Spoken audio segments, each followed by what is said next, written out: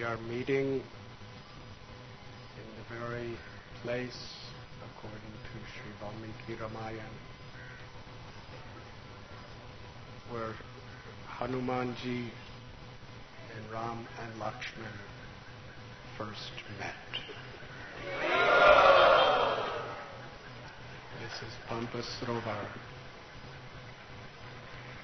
We were explaining yesterday.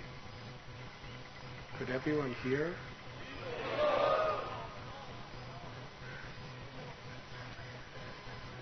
They cannot hear. Could everyone hear? Hare Krishna.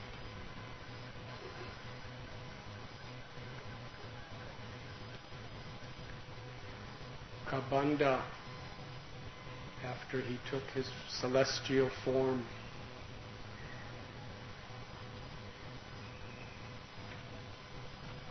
in a spirit of service to Lord Ram, he expressed that the best person to help you is someone who feels what you feel. This is the principle of compassion.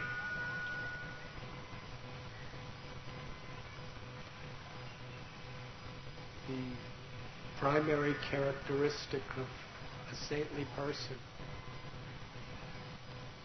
one who is truly intoxicated with ecstatic love of God,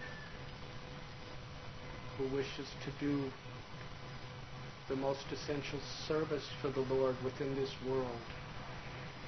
They are paradukaduki. That means the sufferings of others are their own suffering, and the happiness of others is their happiness.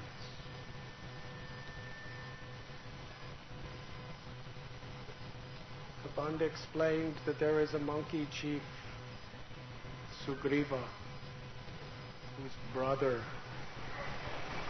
had stolen away his wife and exiled him from his kingdom. And similarly, Lord Ram, Ravana had stolen away his wife. He was also exiled from his kingdom. So you will understand what Sugriva is feeling, and he will understand what you are feeling. And in that spirit, you will give your lives for each other.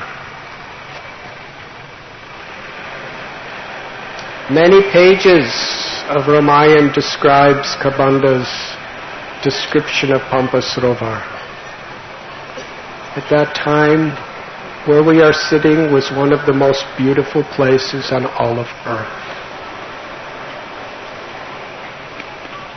Forests, flowers, and just behind us, Pampa Srovar, it was at that time a very large lake, a very holy place. And on the banks of this lake, as we explained yesterday, Shabari was living. And even today, you may have already been there, if not after the lecture. Just there is the caves of Shabari. If you want to experience what it's like being in a cave, it's quite a spacious 5-star cave. But long, long ago, she performed her tapasya there.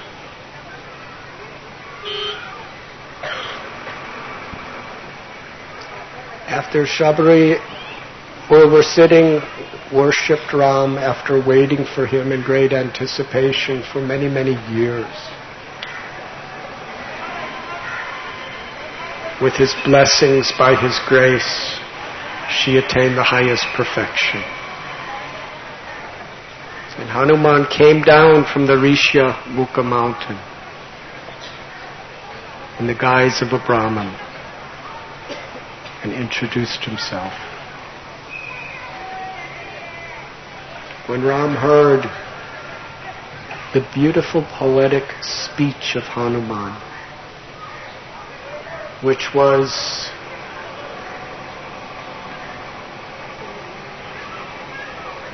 invested with such pure, unalloyed devotion, such a selfless spirit to serve. Ram was very pleased. And it was here at Pampasarovar that the connection of the hearts of Hanuman and Ram was first truly manifested forever. Upon Hanuman seeing Ram, even though he really didn't know who he was, his heart overflooded with love, with surrender. What is that love and surrender? How does it manifest? With the willingness to serve. The purpose of service is to please the object of our service. Samsadir Hari Tosha. Lord Hari steals the heart of one who puts the first priority of life in serving with the will to please. This is the essence of humility. And humility is the essence of the service attitude. When we take ourself out of the center of our lives, it's so easy. The whole world is oriented toward the powers of the ego, ahankar. To put yourself in the center. Janasya moho yamoham mameti. Where we conceive of ourselves as our body, and that which is in relationship to the body is mine. But bhakti is to put Krishna or Sri Ram in the center. That means I orchestrate every aspect of my life in such a way that I could give happiness to my beloved Lord. Happiness, distress, honor, dishonor, pleasure, pain, life, death, they are all beautiful if they are endured for the purpose of seva, giving pleasure to Krishna. Bhaktivinoda Thakur, great Vaishnava saint, he prayed, my dear Lord, the inconveniences and even apparent sufferings that I undergo to serve you and please you are the sources of the greatest happiness in my life.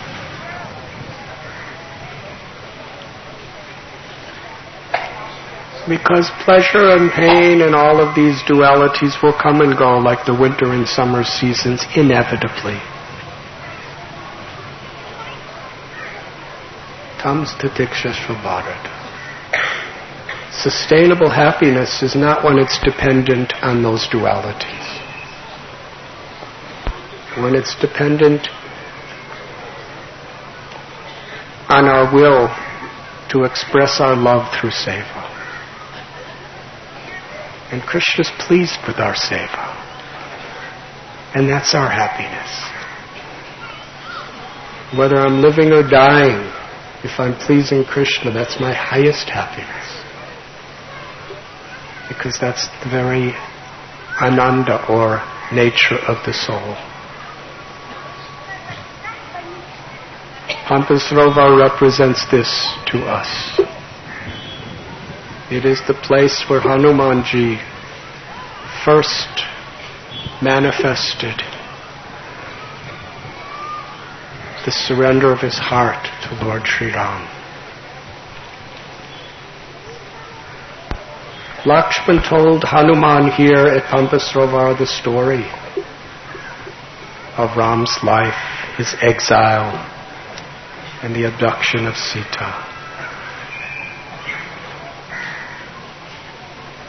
And Hanuman explained briefly about Sugriva. And it was here that he put Ram and Lakshman on his two shoulders and jumped to the top of Rishishunga mountain, Rishimukya mountain.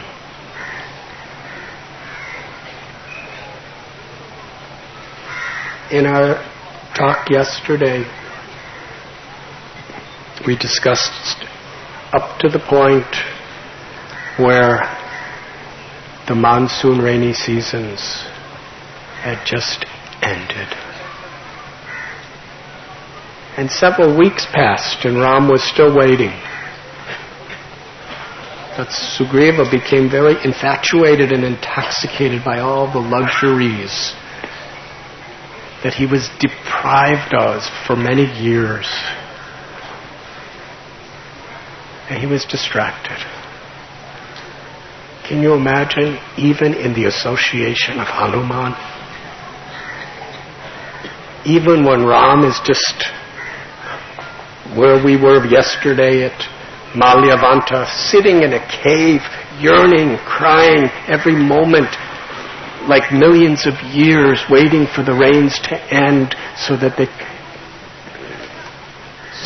they could start searching for Sita. But he was so distracted, he forgot all about it. And even if he remembered, there was just so many nice things all around him that he really didn't remember. It was just something in the back of his mind.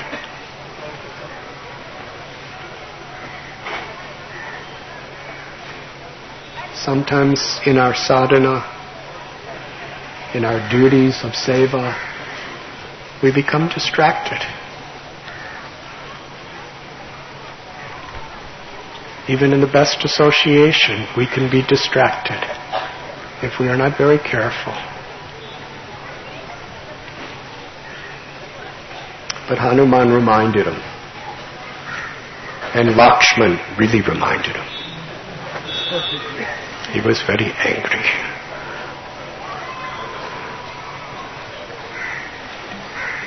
The arrangements were made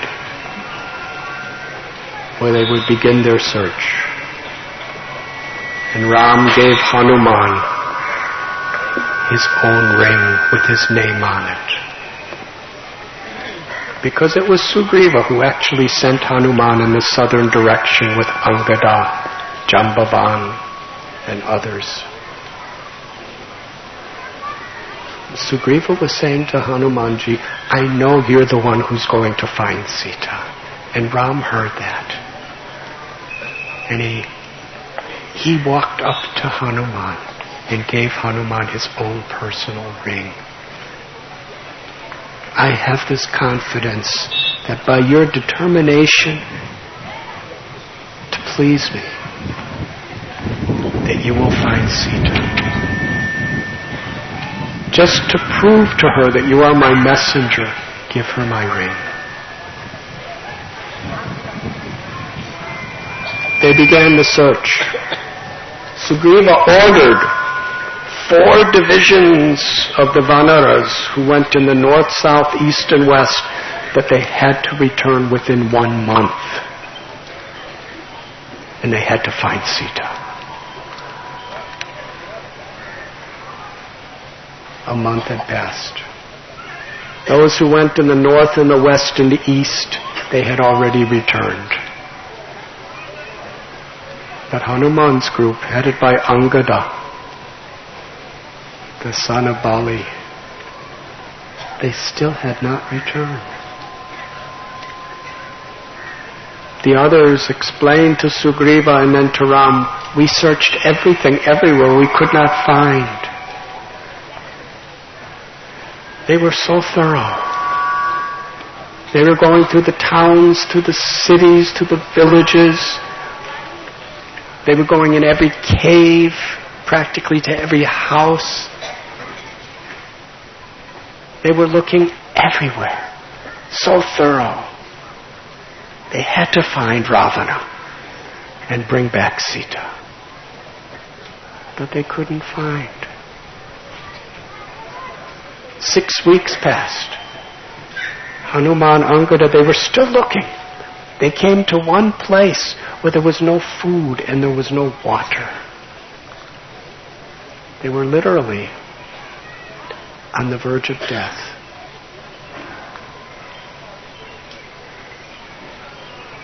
They became so weak. And just then, out from a cave, they saw some birds flying. And the birds had water on them. So they realized there's water in that cave. So they all went in a line. There was a lot of these monkey soldiers. They were holding each other's tails. Because it was really dark in this cave. They were walking and each one holding the person in front of their tail. They walked long distance in this cave.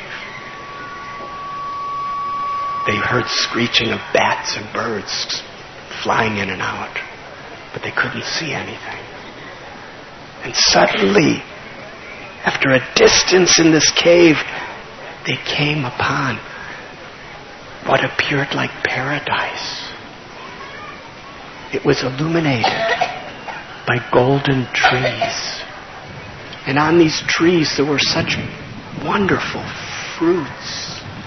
And there was lakes and waterfalls and fountains and so much food everywhere. And there was elegant jewels and gold and silver. The monkeys were really astounded. Where are we? What is this? And suddenly, in the midst of incredible luxury, there was an ascetic woman. Hare Krishna. She was just wearing tree bark. She was very thin. She was meditating, performing tapasya. Hanuman approached her and asked, "Who are you? And where are we? What is this?" She introduced herself as Swayampraha. And she explained the history of that place. Maya, he was the architect for the asuras, the demons. And he resided in that cave. He designed everything. Before he left, he gave residence to a celestial heavenly lady named Hema. And Swayamprabha explained that Hema was my best friend. And after she left, she gave charge of this place to me. She said, "Please drink as much water as you like and eat these fruits and herbs and they will completely satisfy you." So they were very happy. It was like, by the grace of Ram, they came to this place and they were completely rejuvenated. But then she told them that there is a certain rule here. Anyone who comes here, if they try to leave, they will die. Now, it was a nice place to stay. But Sita was captive somewhere in the world, they had no idea where, by Ravana. And Ram was in the cave and Malyavanta here and Kishkinda crying, "We have to get out and find her." The ascetic woman understood this. She told him, "Close your eyes. If you try leaving, you will die. But by my ascetic powers, I will chant a mantra and transfer you outside." So So they closed their eyes, and she chanted some mantras, and by her mystic yogic powers, they found themselves, along with her, outside of the cave. And she blessed them. They continued their search everywhere. They had no clue where to go.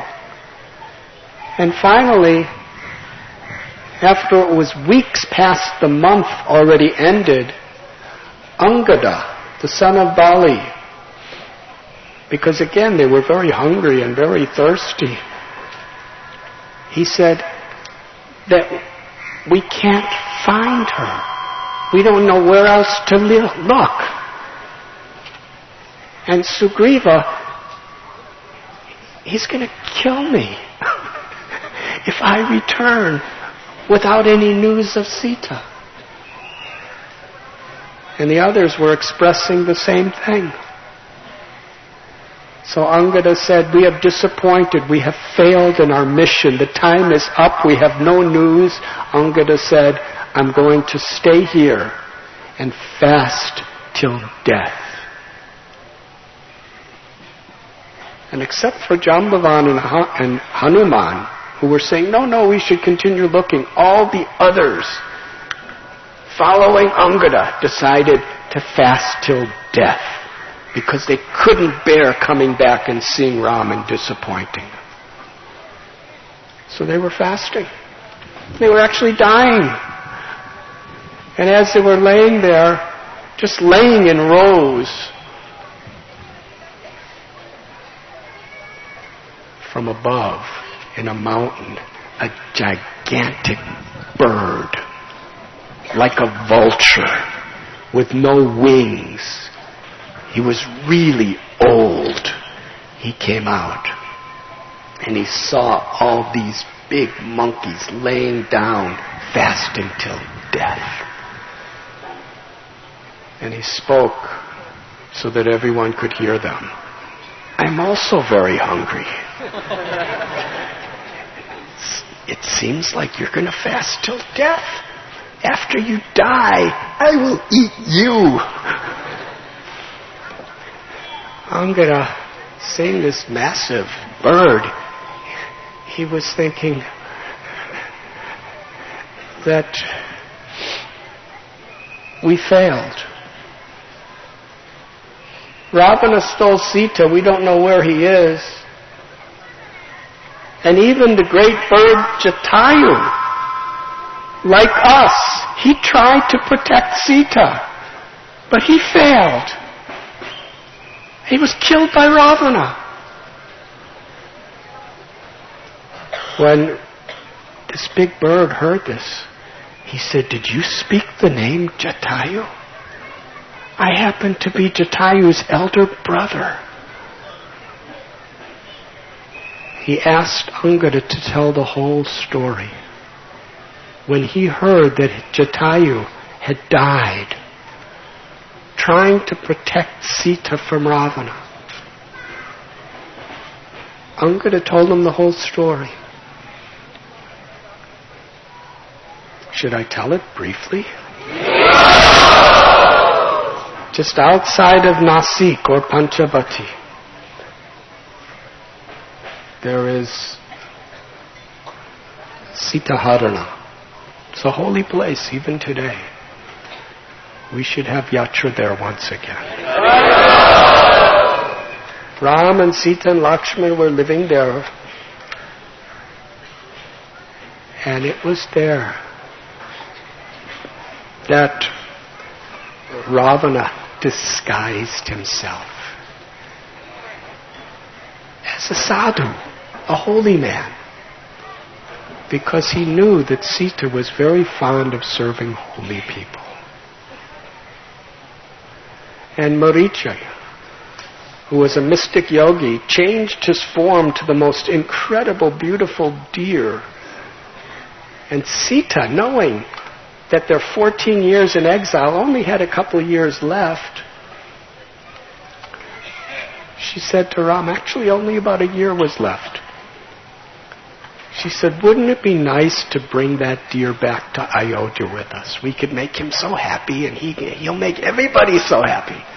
Please bring that deer back.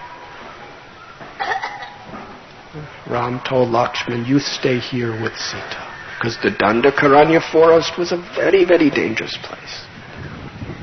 So he went out to catch the deer.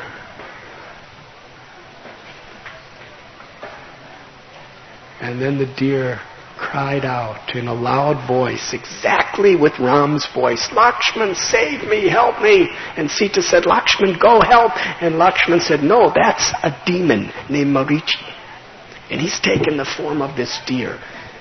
And he's pretending to be Ram, just to allure me away so something could happen to you. And Sita, she was so much emotional. My husband, my beloved Ram is in danger. Go, go. And he said, I will not go. She said, is it that you came on this trip just waiting for this moment when you would be alone with me and Ram would be away so that you could enjoy me? I will not allow you to do this. I will take my life. Lakshman said, how could I? You never even looked above your feet. I would never do such a thing. She said, then go and find it. Help Ram. Lakshman, his heart broken, he went to find Ram. And it was at that time that Ravana stole Sita away by force. And as he was going ahead, because he was a mystic who could fly, he had a chariot that was going through the air. Jatayu, who was really old, who was a beloved devotee of Ram, he heard Sita's voice crying out, Jatayu, please tell Ram what's happened to me. But don't try to help yourself. You're too old. You will die. But when Jatayu saw the helpless condition of Sita, he couldn't just sit there in his old age and watch it happen. Yes, it was for sure he would die if he tried to help. But he would rather die than do nothing. He challenged Ravana to a battle. And he jumped up and he really fought. He destroyed Ravana's chariot. He started beating and beating Ravana. Ravana was screaming in pain. And the fight went on and on for hours and hours. But ultimately, because of his age, he became extremely tired. And taking advantage of the situation, Ravana with his sword cut off his wings. And he fell to the ground, bleeding, unable to stand up. And Sita ran up to him and embraced Jatayu, crying, such a devotee you are. You were willing to die for me. I bless you. I pray for you. And then Ravana came and grabbed Sita and took her away. Sometime later, when Ram and Lakshman discovered that Sita was gone, they didn't know where she went or what happened. They were asking the trees, the sun, the moon, the animals, the insects, where is Sita? And some deer, simple little lotus-eyed deers. They looked in the southeast direction. And Ravana and Ram understood that's where they went. And he followed that direction and ultimately found his beloved devotee Jatayu laying in a pool of his own blood. He also saw the broken chariot of Ravana. And Jatayu explained to Ram exactly what happened. It was Ravana, the king of the Rakshasas, that has stolen Sita. And they have gone in this direction. Ram put the head of Jatayu in his lap and embraced him. He told Jatayu, because you have given your life for me, I promise you, on this very day, I will grant you the highest perfection of liberation. Prema Bhakti, ecstatic love for me. And on this day you will be my eternal servant in the spiritual world. Jatayu, looking up at Ram's beautiful lotus face, chanted his holy names, and Ram took his soul back to the spiritual world of Vaikuntha. Ram started to cry. He said, the death of my father Dasarath and even the loss of Sita is not paining my heart as much as the loss of such a devotee as Jatayu from this world.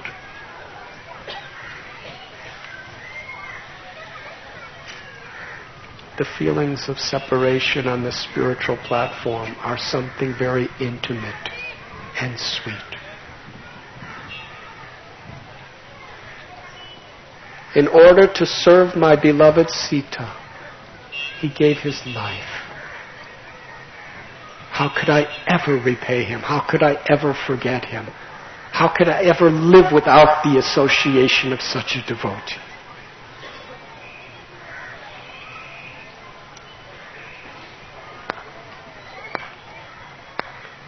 Angada told this story to this big bird.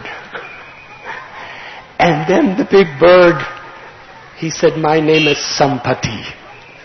I am the elder brother of Jatayu. I have not seen him for so many long years. This is the first news I have heard of him. He gave his life in the service of Ram. Sampati was crying for his brother. And then he told his own story. How when he was very young, he and his younger brother, Jatayu, were flying in the air. And they were so empowered. They could go anywhere they wanted. They were flying higher and higher into the skies, through the heavenly worlds, and they became very close to the sun. Jatayu, his little brother, he was exhausted. He was being burnt by the sun. Sampati, who wanted to protect his brothers, he flew over his head and shielded him with his wings. And in doing so, Sampati's wings were totally burnt and scorched, and they fell off to protect his brother. And Sampati came falling down to where he was there. It was a forest near a hermitage of a great sage named Chandrama. And Sampati, from that day, he never saw Jatayu again, and he never heard anything about where he was or what happened. He went to the Rishi Chandrama and explained what happened. To save my brother, I have no wings. I can't do anything. And the sage told him that by my yogic powers, I could give your wings back, but I'm not going to do it, because that will deprive you of a service. Many years from now, the devotees of the Supreme Personality of Godhead, Bhagavan, who will descend into this world as Ram, by my yogic powers and devotion, I know that Ram will come. And when he descends to this world, his wife Sita will be stolen. and his devotees, who will be in the form of monkeys, they will come here searching for Sita. And you will tell them where she is. Because by your incredible vision, you'll be able to see where she is. When you serve the servants of Ram, you will attain the perfection of life. And Ram will be so pleased with you upon being the servant of his servants in this very, very special way. At that moment, your wings will grow back. He told the story. Sampati, he said, even though I can't fly, I've been waiting here for you for 8,000 years. And I can't fly. And I can't go anywhere. My son was bringing me food for a while, but now even he's gone. So I've just been living in this cave, helplessly, just waiting for the servants of Ram to come so that I can perfect my life in devotion. He said, but my eyes are still fully powerful. And I am seeing there's an ocean, the Southern Ocean. And across 800 miles away, I see an island called Sri Lanka. In the center of this island, there is a mountain named Trikuta. And on the peak of this mountain is the palace of Ravana. It's a huge palace with huge grounds. And I see there's a garden of Ashok trees. And there under a tree is Sita, crying in separation. She's emaciated, thin. She practically refuses to eat or drink anything, constantly meditating and chanting the holy names of Sri Ram. Hare Krishna, Hare Krishna, Krishna Krishna, Hare Hare, Hare Ram, Ram Ram, Hare Hare.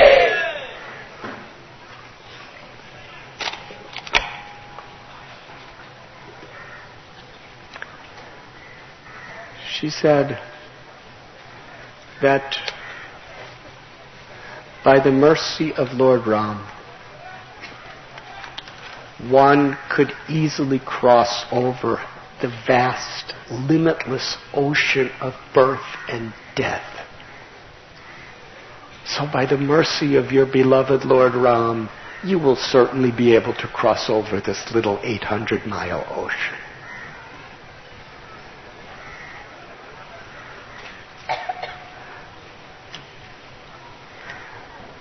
I bless you to have all success.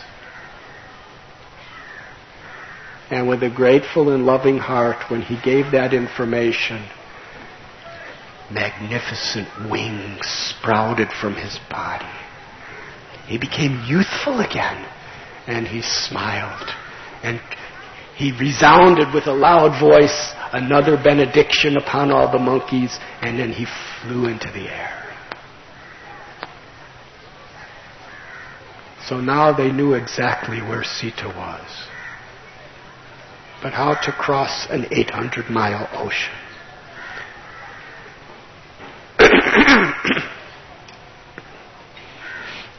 Angada, who was the leader, he said, I could jump across the ocean 800 miles, but I don't think I have the power to get back. And Jambavan said, you're our leader. You shouldn't be the one who does it. Somebody else should do it. And Angada said, can anyone else get the message of Ram to Sita? And each of the powerful monkeys was expressing the extent of their abilities.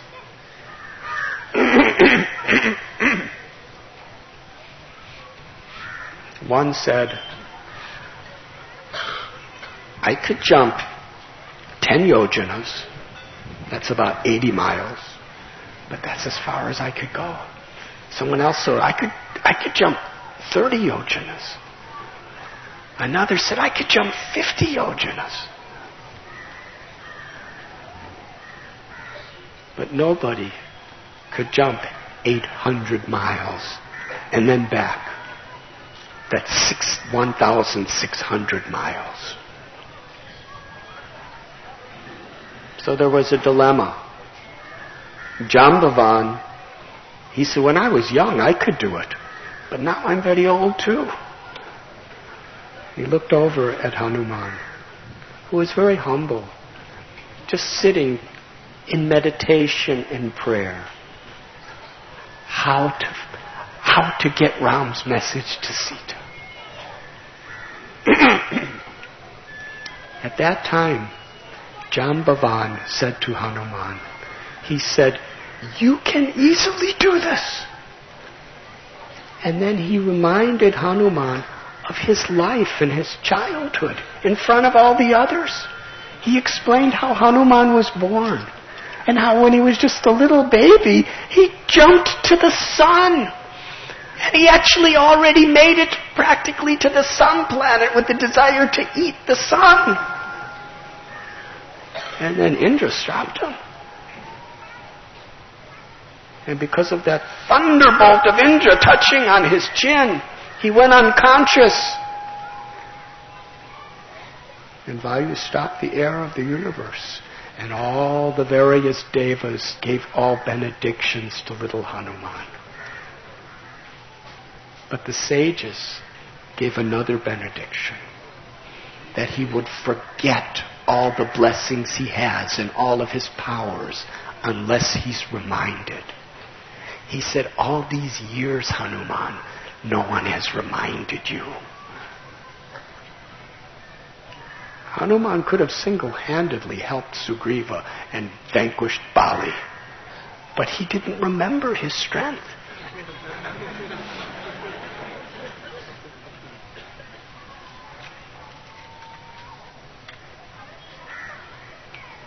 Jambavan said, Hanuman, these are the different benedictions that the various devas had bestowed upon him. And when Hanuman heard this, he understood with total confidence that there's nothing that he cannot do without the grace of Ram. And he roared. He said, I will cross the ocean. And all of the great Vanaras headed by Angada were cheering and cheering. Hanumanji climbed to the top of Mount Mahendra. And then he expanded himself to a very, very large size. And Jambavan blessed him. Now, go and give the message of Ram to Sita.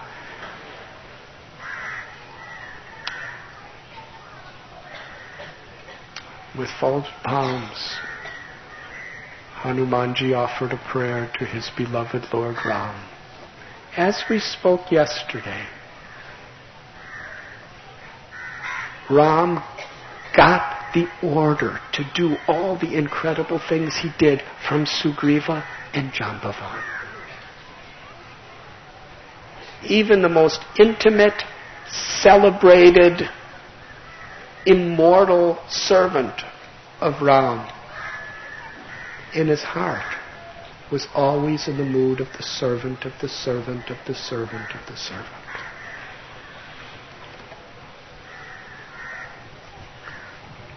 He shouted out, he roared, Jai Shri Ram! Jai Shri Ram! Hanuman still lives here. So let us say it in such a way that he is very happy with us.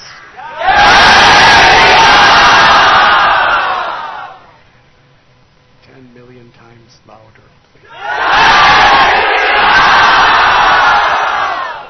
Again, please.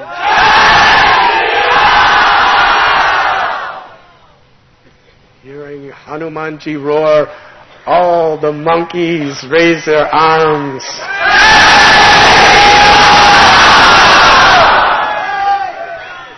With his palms folded in a prayerful, heartfelt mood of Sharanagati, total surrender, Hanuman jumped. He expanded himself to a large size. Being the son of Vayu and the son of Shiva, what could he not do? The force and the power of his leap, the whole mountain. It's a giant mountain. It started going into the ground. And the force of his foot on the mountain put so much pressure in the mountain that all the trees and the animals and the insects and the snakes underground, they all started coming out. What's happening? What's happening? And Hanuman leaped through the air. And the velocity of the wind that was behind him, because of the force of his body, his trees were being uprooted from the mountain following behind him.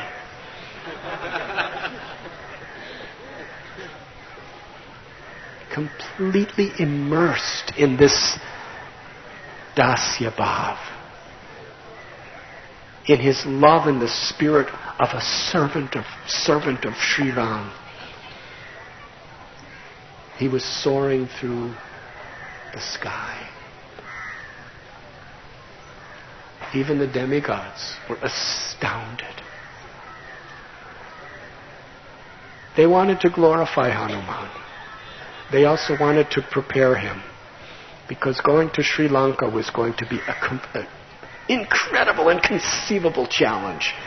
Here is Ravana, Kumbhakarna, Indrajit, Prahasta, the most powerful Rakshasa demons by the millions, all living together.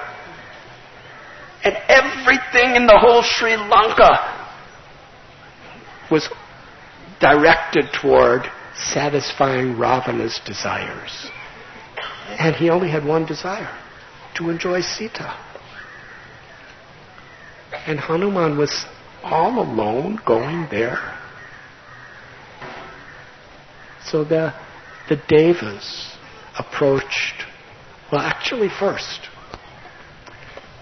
the Lord of the Ocean. He wanted to do some service for Hanuman. Das anudas. Because he was already flying for so many miles. He was practically halfway across the ocean, 400 miles. He needed some rest. Because where do you rest when you're going over the ocean? There was a mountain.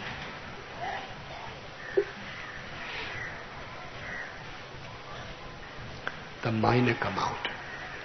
This Mainaka mountain was underneath the ocean. It was in the water. Actually, it's an incredible thing. There are many huge mountains in the ocean. Some of the mountains in the oceans are actually larger than the mountains on the land. But we just can't see them.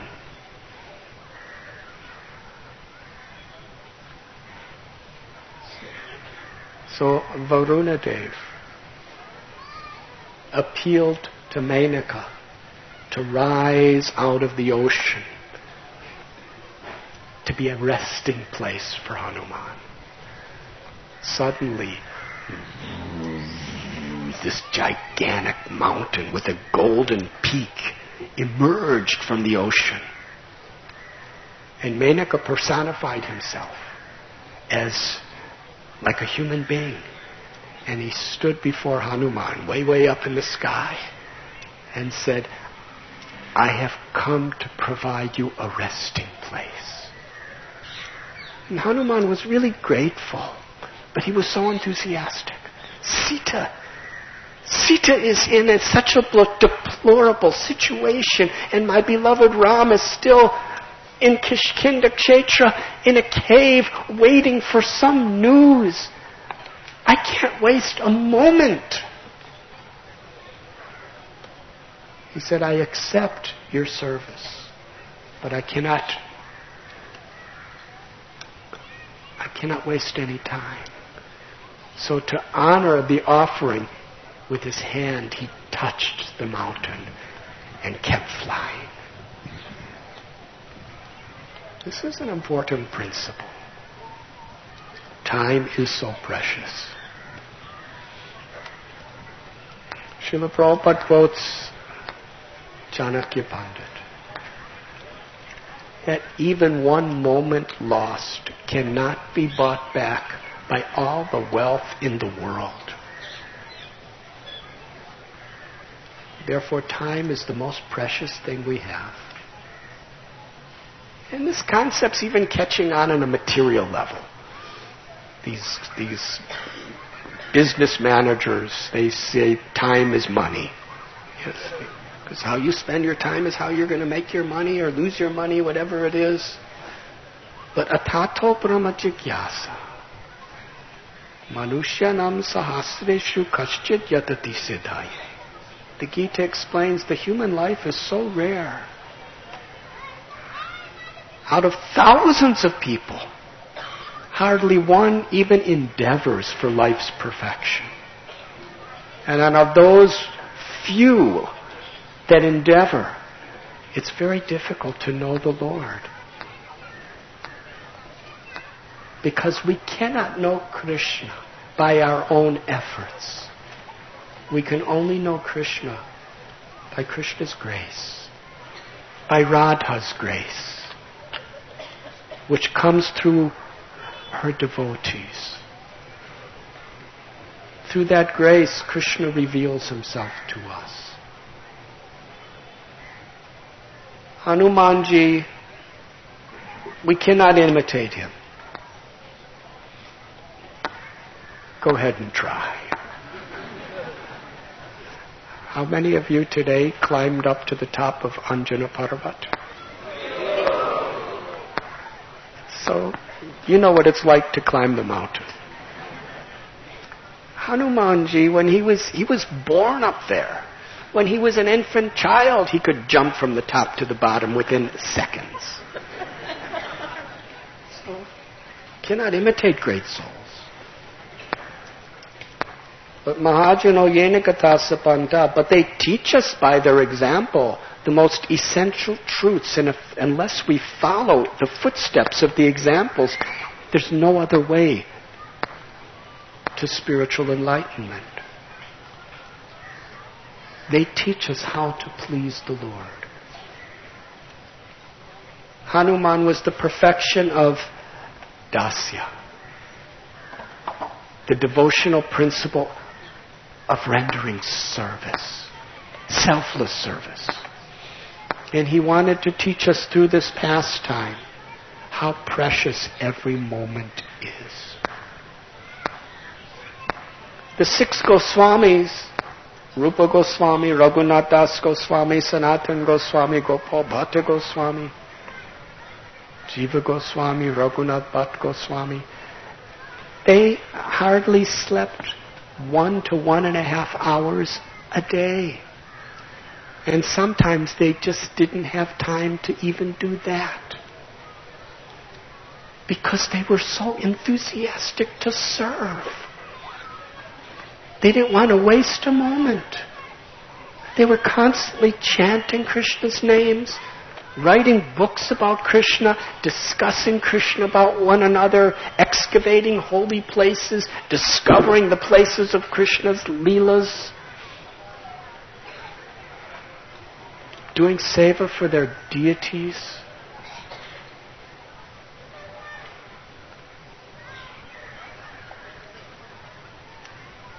With every moment we're getting closer to death. Srimad Bhagavatam, there's a beautiful verse. With every rising and setting of the sun, we are one day closer to inevitable death. But those who utilize these precious moments and understand how valuable they are to engage those moments in remembering Krishna and serving Krishna. With every rising and setting of the sun, such a person is one day closer to eternal life. And the easiest way that Hanuman taught us, and Sri Chaitanya Mahaprabhu broadcast to the world, the easiest way to remember the Lord is to chant His holy name. Hare Krishna, Hare Krishna, Krishna Krishna, Hare Hare, Hare Rama, Hare Rama, Hare Hare. Nama Chintamani Krishna's Chaitanya Das Vigraha. The Supreme Personality of God, it has many, many names, and in each of these names, He is personally present with all of His potencies, His beauty, and His grace.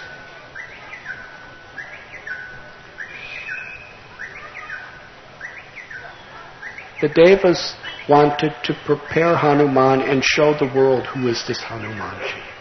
So they approached the mother of the Nagas. Her name? Suras. She came from the ocean. And she appeared like a big Rakshasa. And she said to Hanuman, she came out of the ocean into the sky and placed herself right in front of Hanuman as he was flying. And she said, "You cannot pass by me. I have received a benediction from Lord Brahma that no one can come by me without me eating them. So today you are my food, and there's nothing you could do." And she opened her mouth to swallow Hanuman. Hanuman expanded his body to be really big. And Suras expanded her body to be even bigger, her mouth. He became a mile high. And Suras's mouth became 2 miles wide. And it kept getting bigger and bigger no matter what she did. Soon, her mouth was practically covering the sky. And Hanuman, he instantly reduced his size to be the tip of a thumb.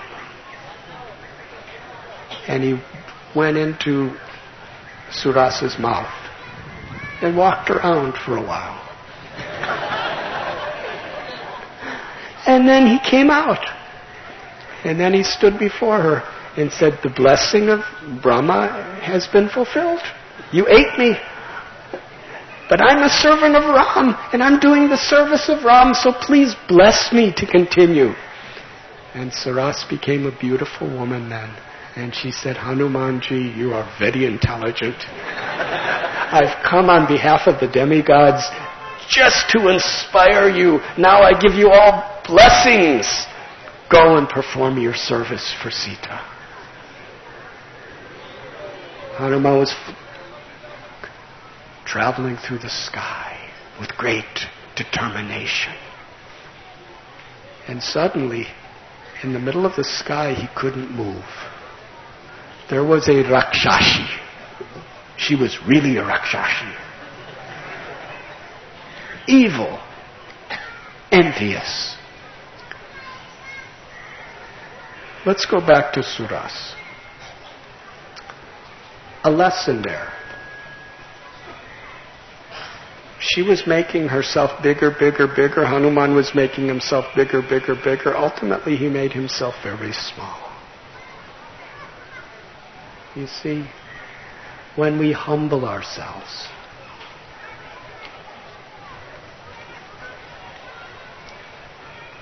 we can overcome all obstacles. Because Maya is like that Suras. She's all devouring. Daivi heshu gunamayi mama maya duratiya. We cannot overcome the powers of Maya.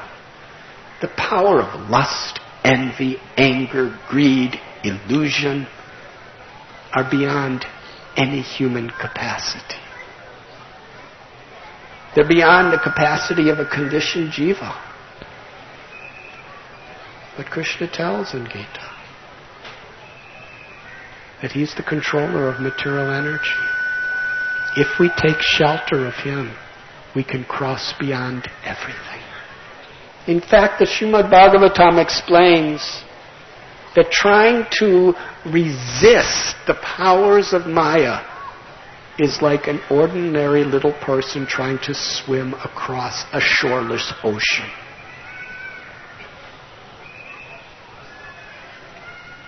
Now, there's many Olympic swimmers and everything. But have you heard of anyone who has swam across the Pacific Ocean? No one's even tried. It's impossible. And these are the greatest athletes who have medals.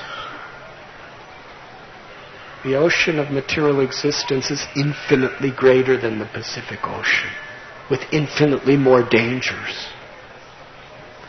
But when we take shelter of the grace of God, of Krishna, the Bhagavatam says, by Krishna's grace, that ocean reduces to the amount of water contained in a hoofprint of a small calf. And even a small child could just jump over it. Trinadapi sunichena taror ivasehishna. Amanina manadena kirtaniya sadahari.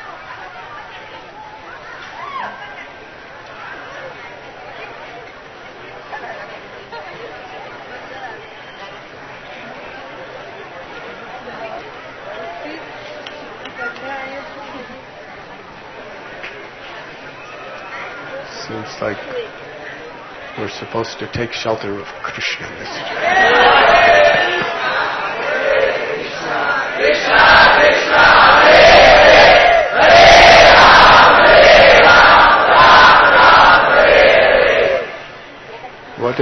What is come there?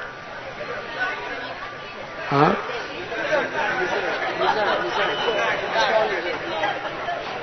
A small lizard.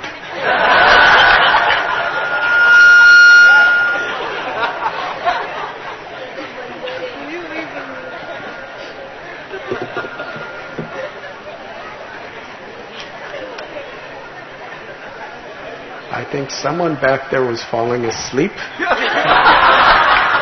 And that lizard came to wake you up.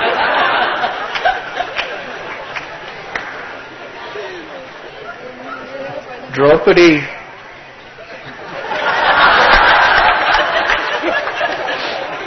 When Dushasana was trying to tear her sari off from her, she looked to her husbands, the Pandavas, and Bhima, who was also a son of Vayu. See, Hanuman didn't have a wife, but Bhima had a wife.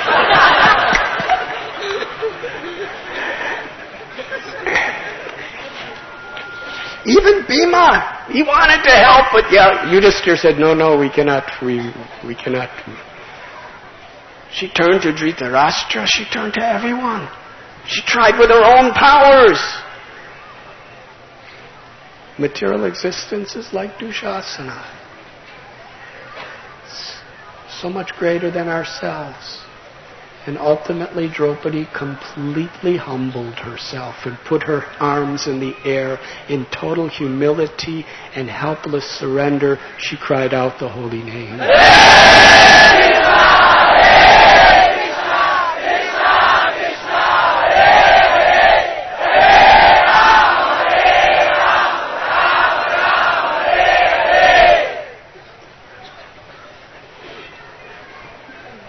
Krishna came to help her. So in our path of Krishna consciousness or bhakti, humility is the essence. And like Hanuman, he was supremely humble, but his humility didn't make him afraid or lazy. He was fearless. He was determined. That's the symptom of true humility. It doesn't disempower us. It empowers us with the infinite grace of God. So he made himself very small and overcame Suras, who in this sense represents the ego that wants to make itself bigger and bigger and bigger.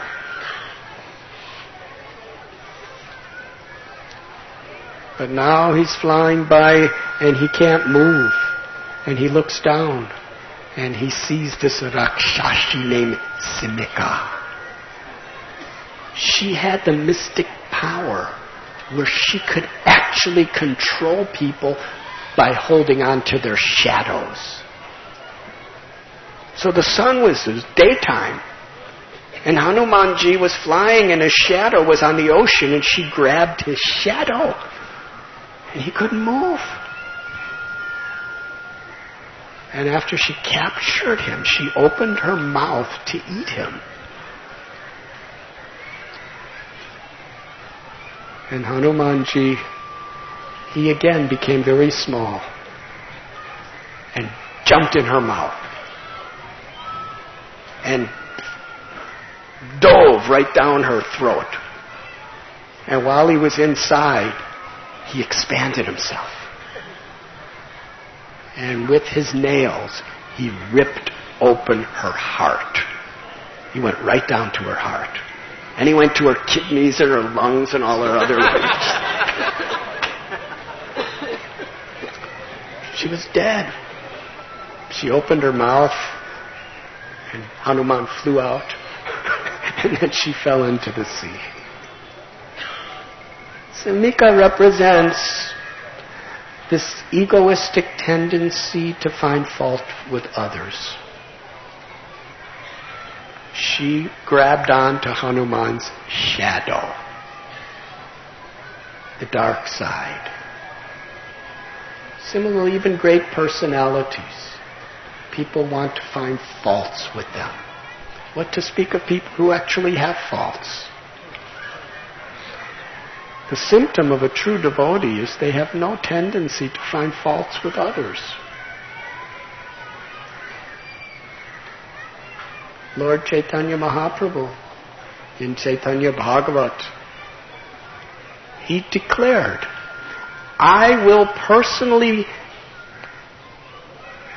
liberate with the highest perfection anyone who just does two things.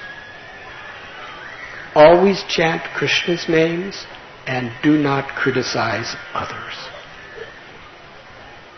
But this tendency to find faults with others is simply the symptom of ahankar, our false ego. When we're actually enjoying and finding great happiness in Krishna's infinite glories, we don't have any tendency to find fault with others. We want to share those glories and see the good in everyone, because everyone's part of Krishna. And if we do find fault, it's like a doctor. A doctor sees a disease with compassion to cure a person. The ego wants to find fault just to show that I'm better, to beat somebody down, to put myself up. That's completely conflicting to the principle of devotion. When a devotee sees a fault in others, it's with compassion to lift that person up or to protect others from that condition.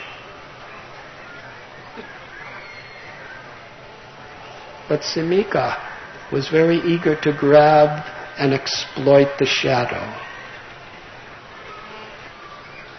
So, following in the footsteps of Hanuman, we have to overcome this fault-finding tendency. And he continued his journey. Ultimately, he came to Sri Lanka. He saw what a magnificent place. It was like a jeweled island surrounded by the ocean on all sides. And he landed and decided he would wait until the nighttime to enter Sri Lanka. He was looking.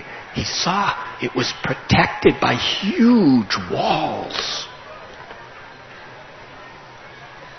And Hanuman saw on the walls there were millions of gigantic Rakshasa soldiers with the most deadly weapons, constantly running about, looking at every inch to make sure things were safe.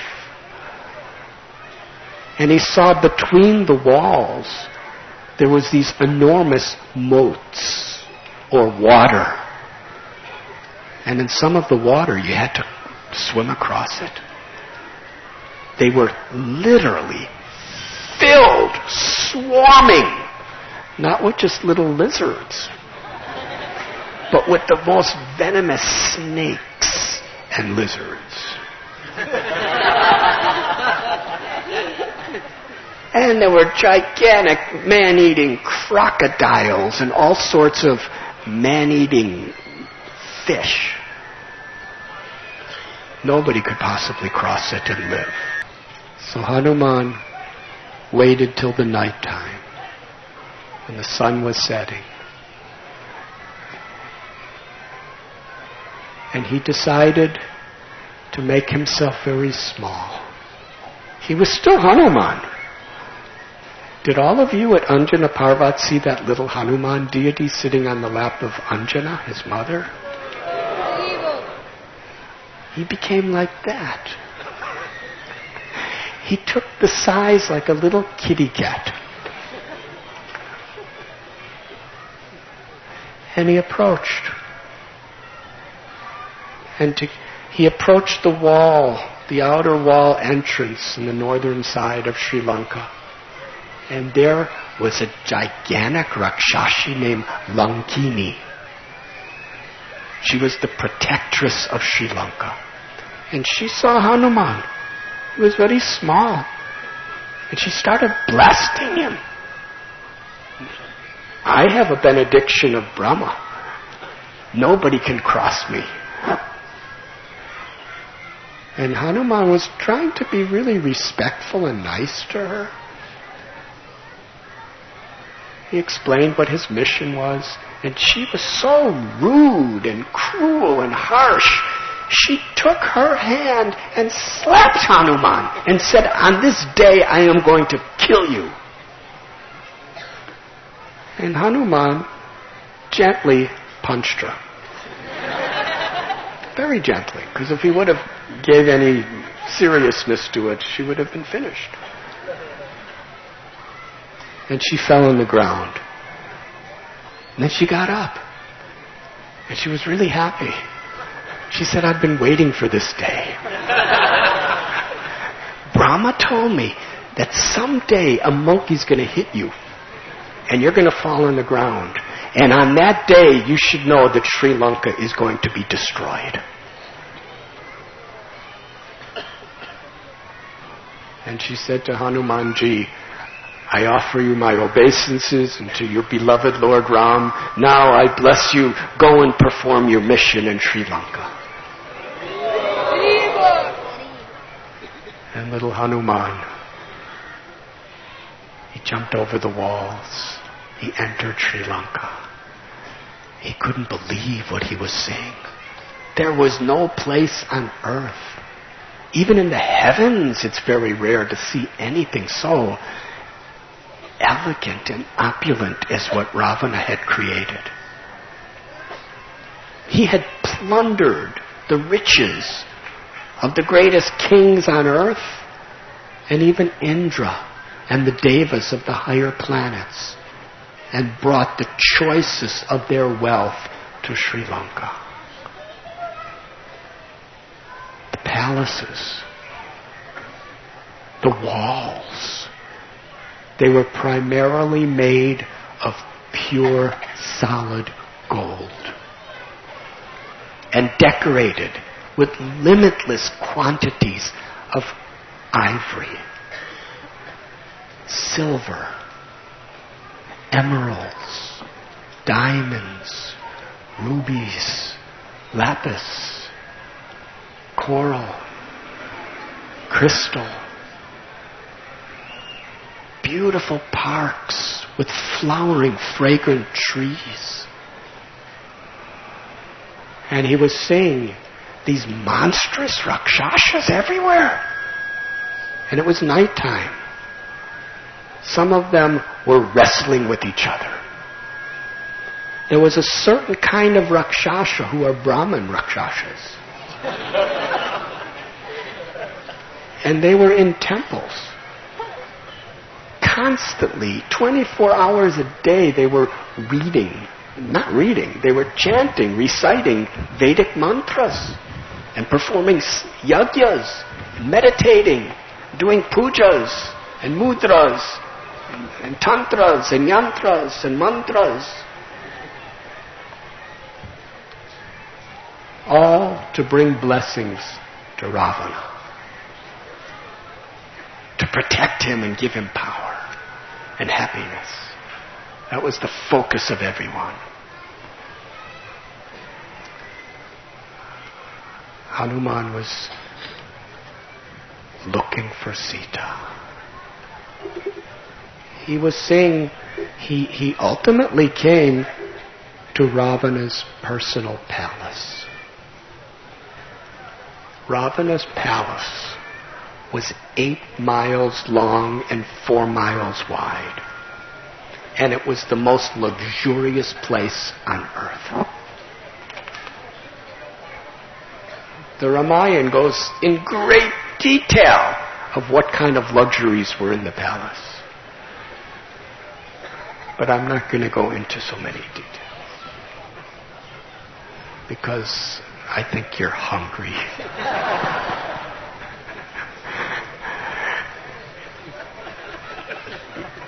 This world is so nice. If someone comes to you with the most precious diamond in the world, but you're hungry, will that diamond give you any happiness?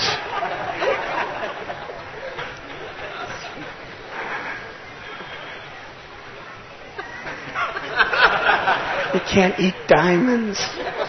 You can sell it and get money, but if you're in the middle of Kishkinda Kshetra, you just want some prasad. So I understand. Hanuman was seeing such elegance to live like this. And he entered into Ravana's palace, and most beautiful females.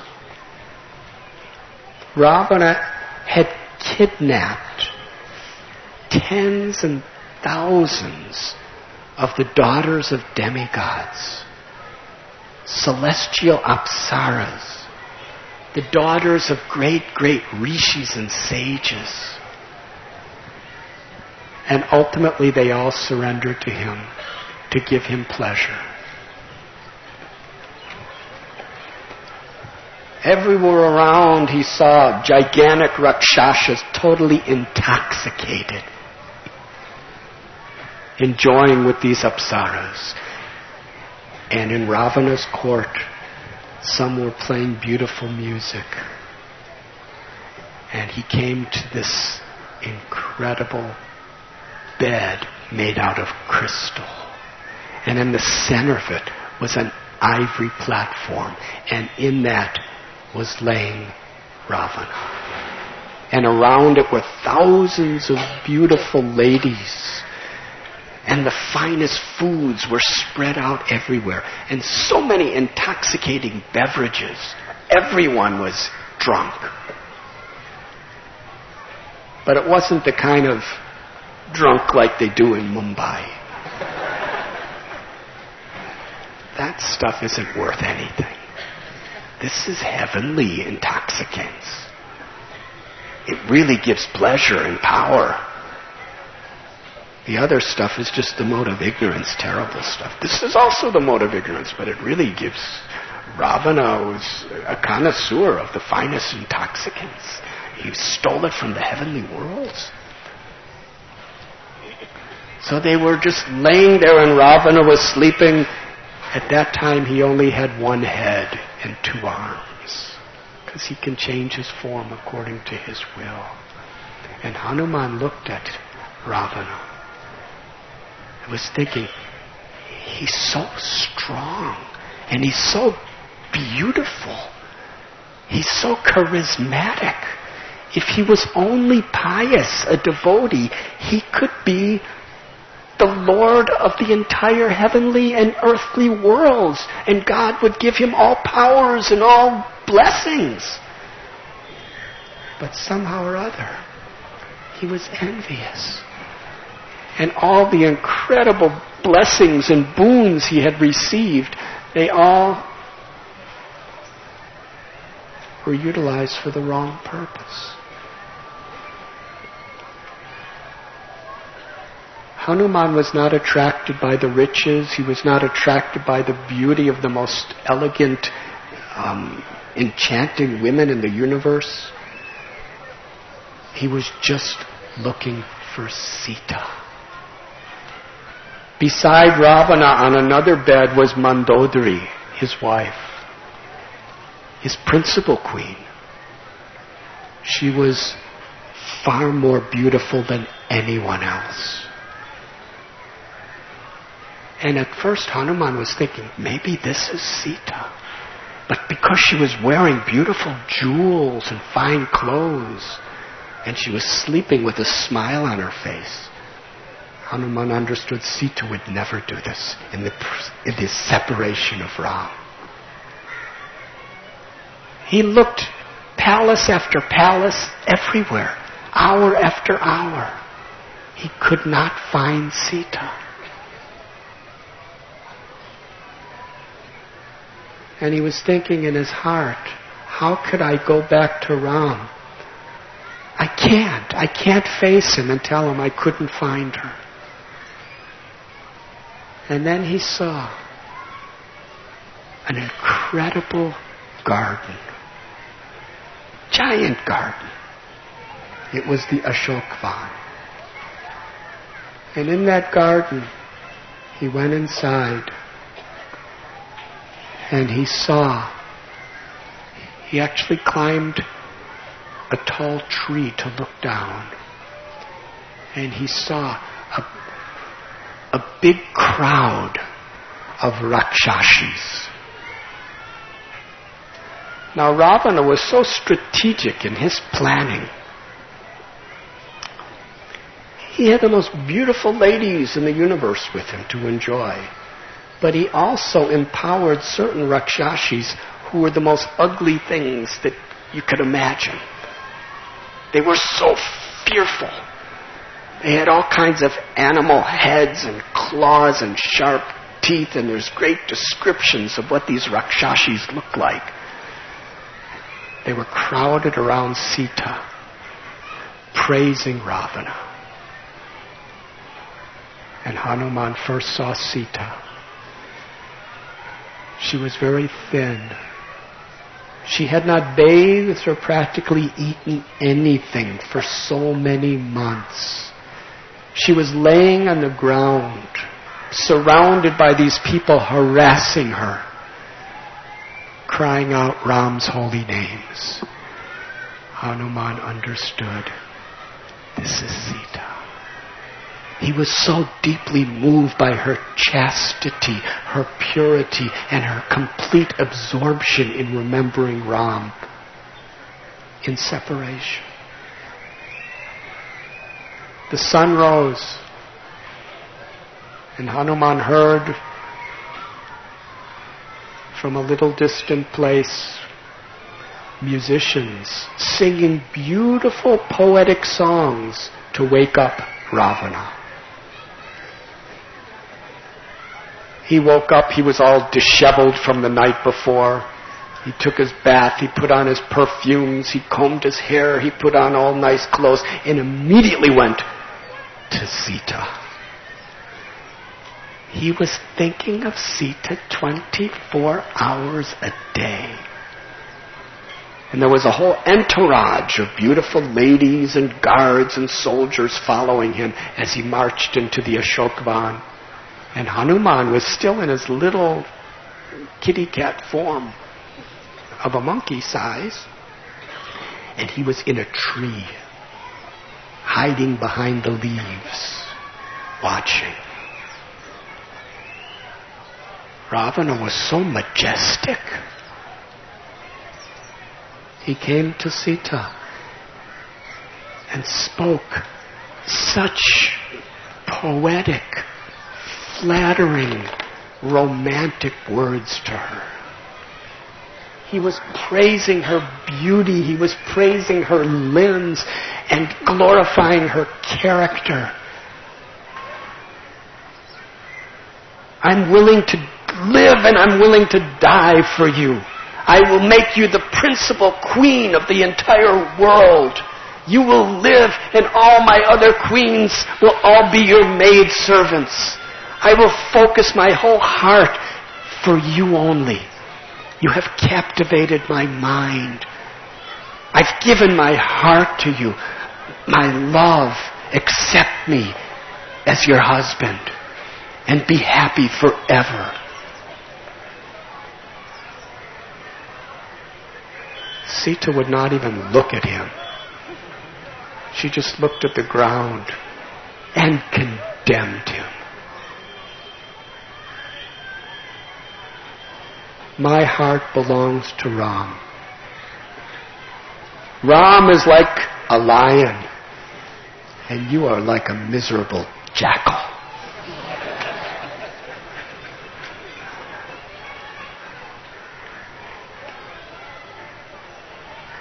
Beg forgiveness from Ram. Return me to Ram, and Ram will give you all blessings and empower you. Otherwise, you will be destroyed. She wouldn't even look at him. And Ravana was speaking so many sweet, romantic words to her, but ultimately she said, you are just like a coward. Ravana said, if you do not surrender to me within the next month, I vow that I will have my cooks chop you to pieces and cook you, and I will eat you for my breakfast. What is this, Ram? He's not worthy of you. You are the most elegant princess in all of creation. Ram is such a coward. He was exiled into the forest, and he didn't even fight for his rights. And now he's wandering around like a hermit in the forest. What can he give you?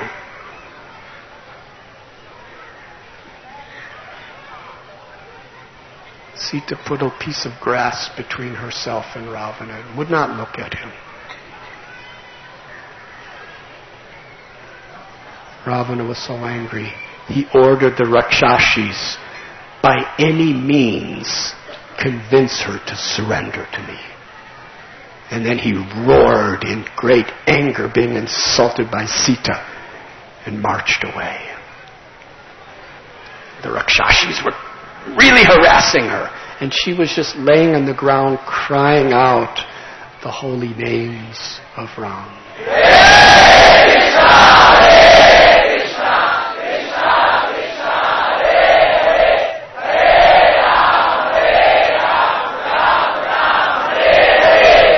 Hanuman was so joyful. He actually found Sita. But he was also in terrible agony to see the pitiable condition of Sita. Being exploited and harassed in separation in Ram.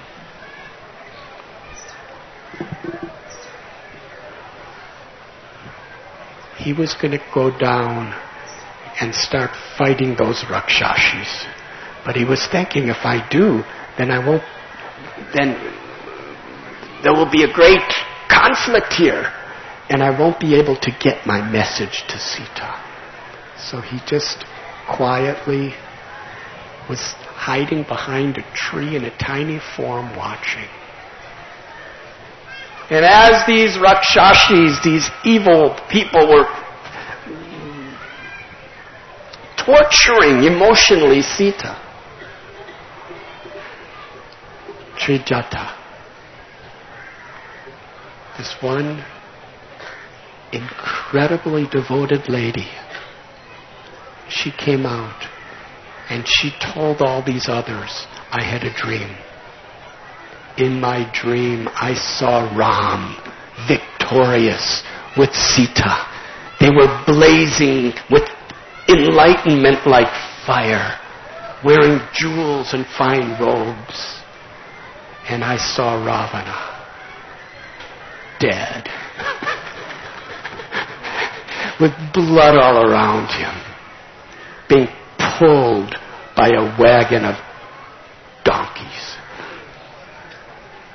Hare Krishna. So this sobered those ladies, and they went to tell Ravana about this dream. And they all kind of went to sleep, because it was morning.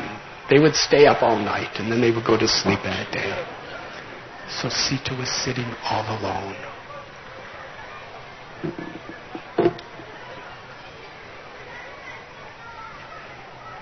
And Hanumanji,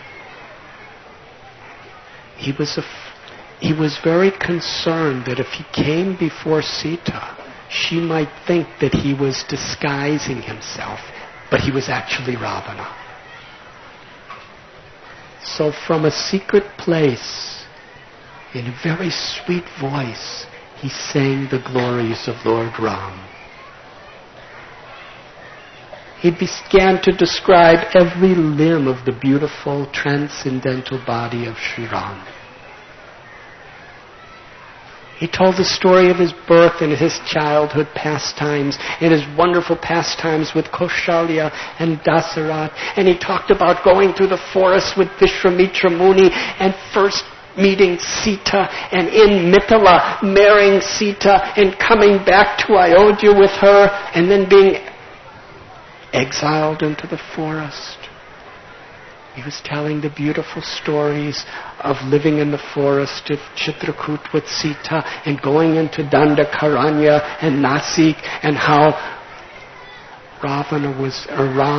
Lord Sri Ram was now in the Malyavanta hill, in a cave in Kishkinda, yearning and longing to find Sita, and how he, Hanuman, had jumped over the entire ocean as Ram's messenger just to give confidence and hope to Sita. He was telling all these stories. He revived the heart of Sita. For the first time in almost a year, she was hearing the glories of her Ram. Otherwise, all she heard was blasphemy, criticism, and condemnation. And she looked around. Who's speaking these things? Who's speaking?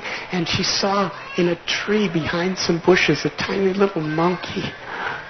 And he was smiling. And she looked at him, and then he jumped down and he came in front of her.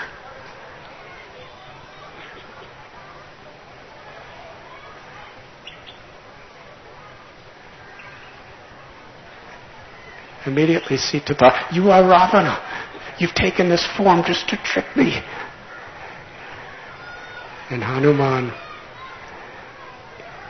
he spoke with such love. Sita understood that by the countenance of your face and the sweetness of the love of your words, I could understand that you truly are a servant of Ram. Hanumanji told the whole story. And then from his cloth, he presented to Sita the ring inscribed with the name of Ram, and told, from that mountain cave in Kishkinda, Lord Sri Ram, in great love, removed this ring from his finger and presented it to me to give to you. When Sita held the ring in her hand, she pressed it to her head and pressed it to her heart. She cried and cried and cried in the ecstasy. She was feeling Ram's presence in such a special way in that ring.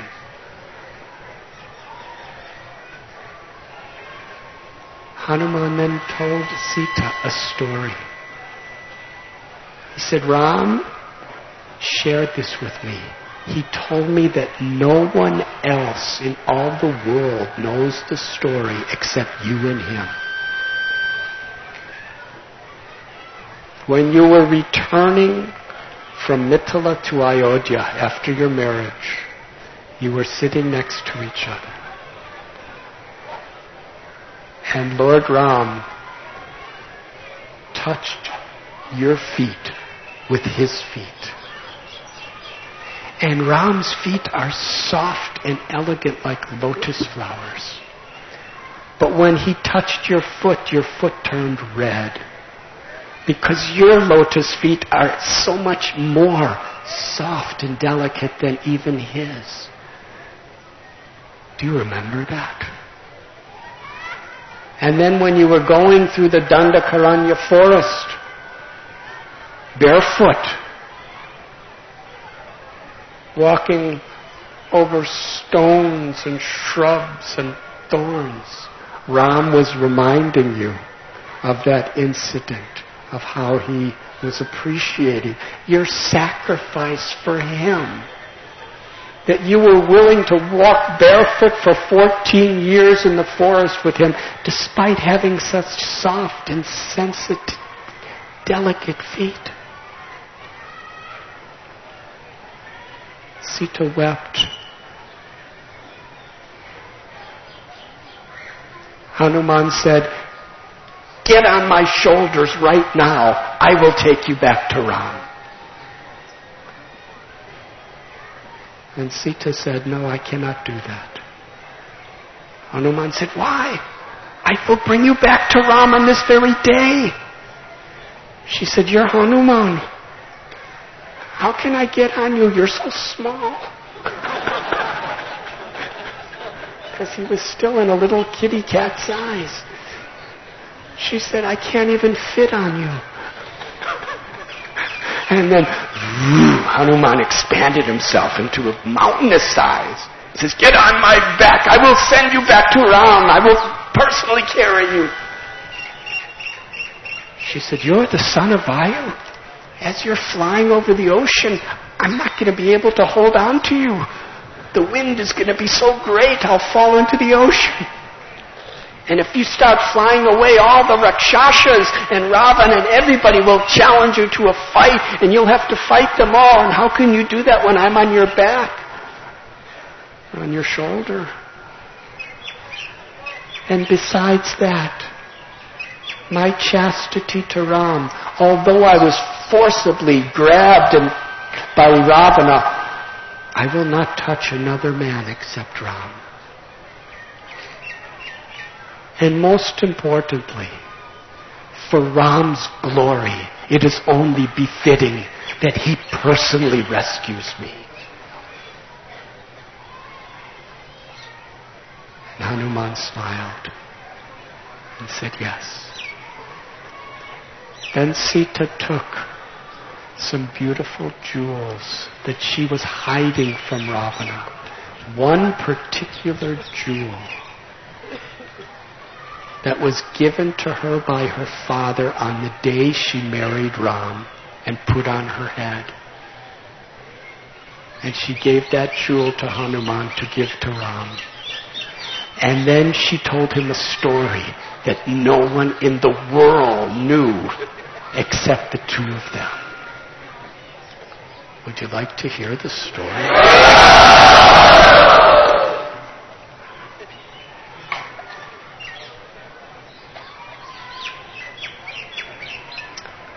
when they were in Chitrakoot together. Ram and Sita. They were so happy.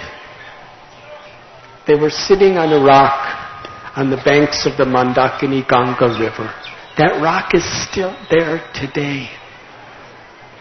When we go on a yatra to Chitrakoot, we will visit that rock.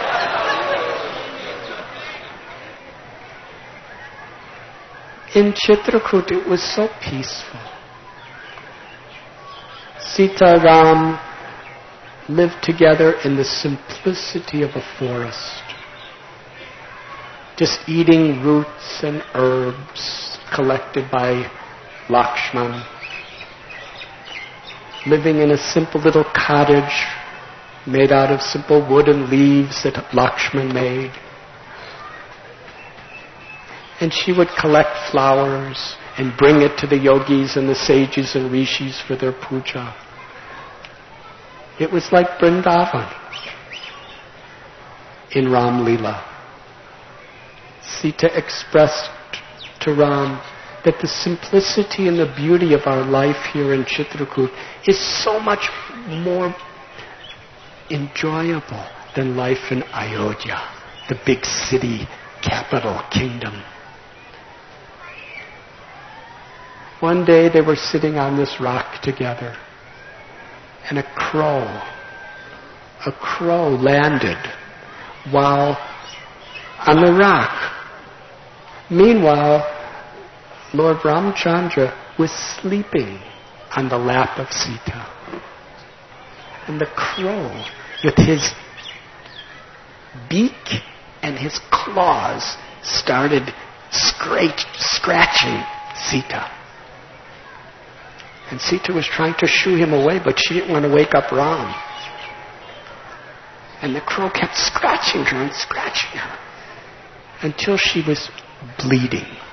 And the crow just wouldn't stop harassing her. And finally, Ram woke up and he saw blood on Sita. And he was very angry and he saw this crow. Ram knew who it was. It was Indra's son, Jayanta, who took the form of a crow. So Ram, he took a single piece of grass and chanted a mantra and threw it at the crow. And that piece of grass became an astra, a weapon. And it soared toward the crow, and the crow flew away because he was the son of Indra in a crow form. Something like Durvas Muni with Ambarish. He was flying to all corners of the world and all these different places, and no matter where he was, this piece of grass was always right behind him.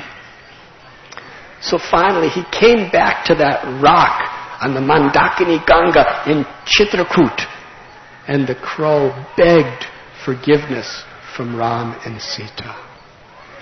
And Sita smiled at the crow and said, Ram, please forgive him. And Ram said, I forgive him. I said, Jaya, I forgive you. But still, when I throw a weapon, it has to do something. So the weapon touched his eye, and he became blind in one eye. And that was prasad.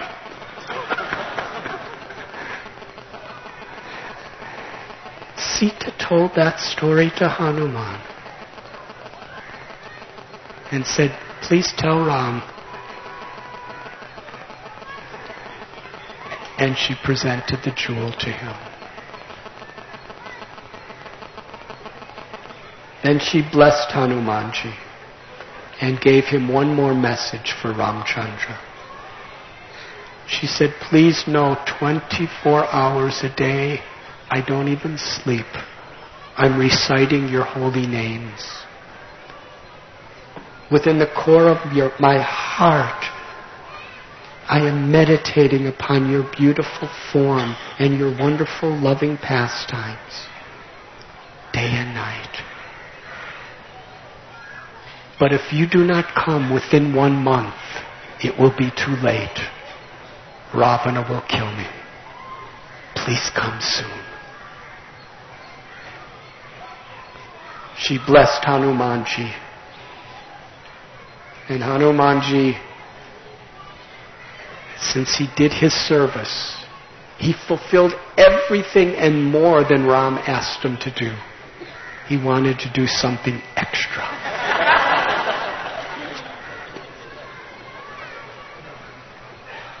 He understood that this Ashokvan was the favorite place of Ravana in the whole of Sri Lanka.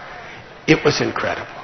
There were fountains and the most priceless trees from all over the universe were planted there, and flowers 24 hours a day, 12 months a year were blooming. It was just amazing. Hanuman,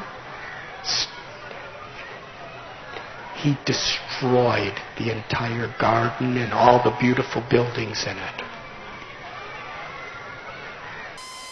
And the Rakshashis who were guarding it, they ran and told Ravana. Ravana was very upset. He sent 80,000 soldiers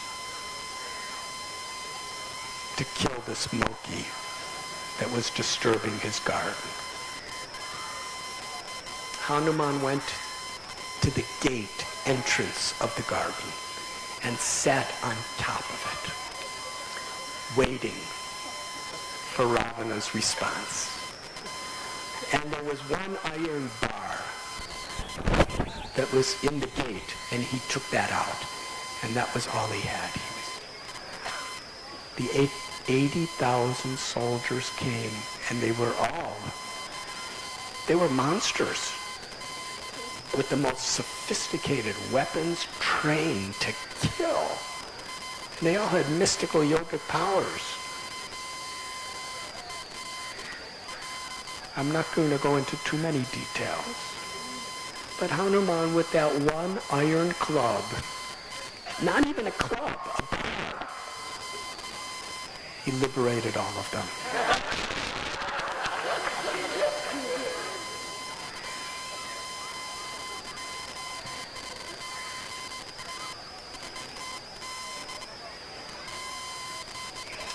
When the news came to Ravana, he was even more angry. Jambumali was one of his greatest generals. He came charging on a big chariot with an entire army, and it was really a good fight. And ultimately, with the iron bar that was taken right from Ravana's gate, he destroyed the whole army and then smashed the head of Jambu Mali, and he was liberated. 7 generals came, sent by Ravana, and Hanuman, with his feet and his fists, defeated all of them. Ravana sent his youngest son, Aksha. Mandodari, the mother, she was begging Ravana, don't send him. This monkey is not an ordinary monkey. But Ravana was convinced someone personally trained by him, born of his blood, is undefeatable. And Aksha covered Hanumanji with arrows, and Hanumanji grabbed Aksha by the legs and whirled him around and threw him on the ground. He was liberated.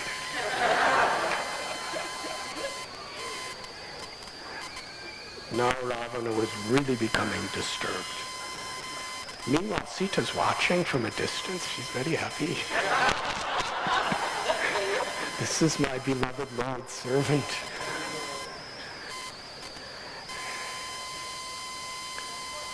Ravana sent Indrajit, his eldest son, who had defeated Indra, the king of heaven, who was undefeatable, and who had the most enormous powers due to his austerities and the boons he received from the devas. There was a great battle between Indrajit and Hanuman. And Hanuman decided, I want to be captured by Indrajit because I want to give a good kata to Ravana. I want to give this Rakshasa a chance to save himself and his whole dynasty before it's too late. It was actually, despite all the horrible things Ravana had done, Hanuman was willing to give him a chance to rectify himself. That was the compassion of his heart as a Vaishnava. Indrajit had a particular arrow, and he chanted a mantra and empowered that arrow with a certain type of naga. He shot the arrow and it created a rope, a snake rope around Hanuman's body. And Hanuman fell to the ground. Then Indrajit had his armies pick up Hanuman, who appeared to be all bound up and helpless. And they brought him into the center court and put him in front of Ravana's throne. Magnificent throne. Now Hanuman was face to face with Ravana.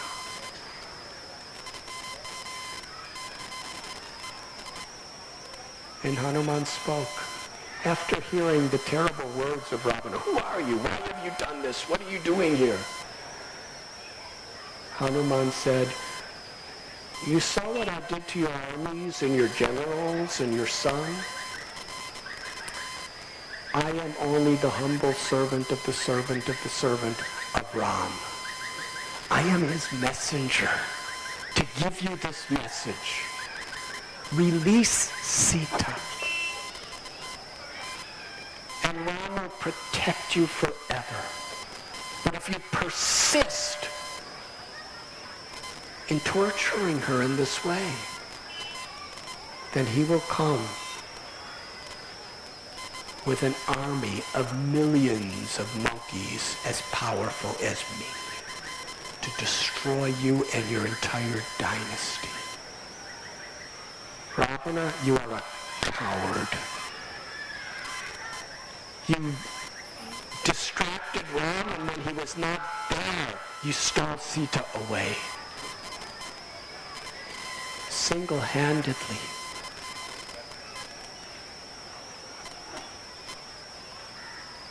Ram will destroy you and your entire dynasty. Give Sita back. Ravana was so insulted by those words of Hanuman. He ordered his soldiers, kill this monkey. Vibhishan, the youngest brother of Ravana, jumped up. He said, no, you cannot kill him. He's a messenger. According to the codes of Dharma, you can punish a messenger, but you cannot kill him. Ravana said, he's not just a messenger. He killed my son. He destroyed my gardens. He killed hundreds and thousands of my soldiers. And Hanuman said, I'm a monkey. It's my nature to destroy gardens like this.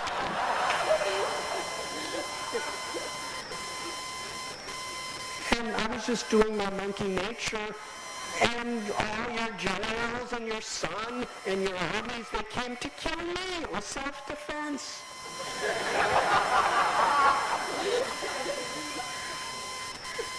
And Vibhishan was arguing really strongly with Ravana. And finally,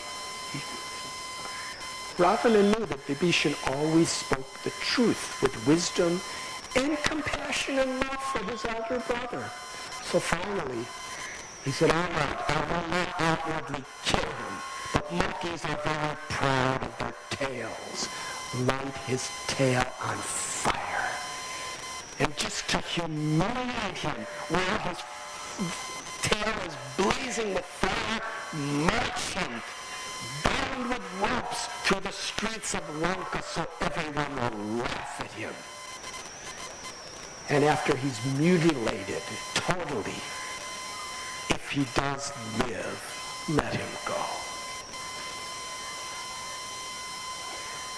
They took huge volumes of cloth and wrapped it around Hanuman's tail.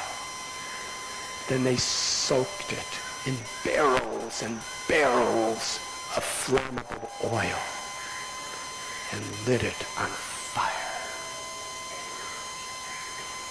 And Hanumanji was still bound up with ropes. And they took him through the streets of Lanka and were beating him and insulting him. And the Rakshasas were laughing at this monkey. And at a certain point, Hanuman was thinking, actually, Sita was told by Vibhishan's wife what was happening with Hanuman. And Sita, out of her love for her servant, she prayed to Agni, the god of fire, that please do not cause any discomfort or burning to Hanuman. Let that fire be cool and pleasing to him. So here is Hanumanji, massive fire is pouring out from his tail directly. And he's feeling a very cool,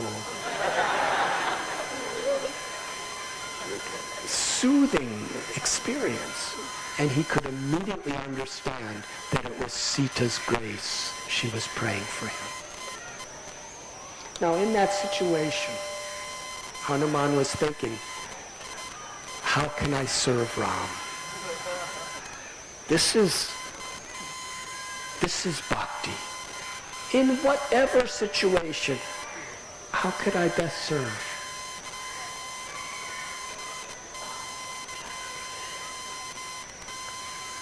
He expanded himself.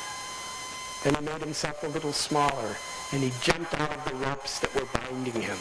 And then with his flaming tail, he started beating all the Rakshasas that were around him. And then he jumped to the top of a palace. And with his tail, he touched it. The whole palace lit on fire. And then, like a playful monkey, he jumped to the roof of the next palace. To the next. Soon hundreds of buildings were blazing with fire. And Hanuman was just playfully jumping from one to another. Very interesting. When we try to cause harm to a great devotee of the Lord, that very thing comes back to harm us. That's the law of karma. For every action, there's an equal corresponding reaction. If we cause pain to another, that pain is going to come back to us. And if that pain is caused to someone who is beloved by the Lord, which everyone is, especially those who are dedicating themselves to reciprocate with the Lord's love, then that pain is going to come back multiplied. The very fire that Ravana put on Hanuman's tail was now burning his entire kingdom to the ground. Hanuman was watching as he was jumping from place to place. Everything was in chaos. Nobody knew what to do. A single monkey has created all of this. Their buildings were burning. They were jumping out of the top floors. They were on fire. There was nobody knew what to do. They were running in circles. They were screaming. They had armies. They had weapons. They didn't know where to go, what to... He created total chaos. And Hanumanji then jumped in the ocean to put his tail out. then jumped on a high mountain and was thinking, what about Sita? Has she been harmed by this fire that I created? If so, then I've totally failed. He was so worried about Sita. But then a divine being came to Hanuman and told that Sita is safe under the same tree in Ravana's garden. Hanumanji then, with a very thunderous voice, spoke so every single person in Sri Lanka could hear him, without a sound system.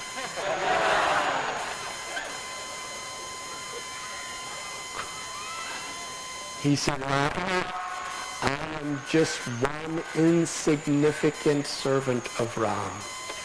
Send back Sita now. Otherwise, Ram, Lakshman, and an army of millions of monkeys like me will come to destroy you. And then with a roar, Jai Shri Ram, Hanumanji jumped back across the ocean. Meanwhile, Angada and the whole group of monkeys that were waiting on the other shore, they didn't know what was happening. They were just waiting for Hanumanji. Some of them were fasting and standing on a yoga posture of one leg until Hanuman would return. And when Hanuman came, they saw in the horizon as he was soaring through the air. And he was chanting Ram's name so blissfully. As soon as they heard his chanting and saw his face, they knew that he was successful. And they were cheering and jumping and clapping and celebrating. And Hanuman came down and told the whole story to them. Their whole life was just to please Ram. You see, this is the nature of devotees. They don't care who gets the credit. They just want to see the Lord happy. No one was envious. Their hearts were bursting with joy. Hanuman is successful. Ram will be so pleased with Hanuman. That was the perfection of all of their lives. That Sita was pacified.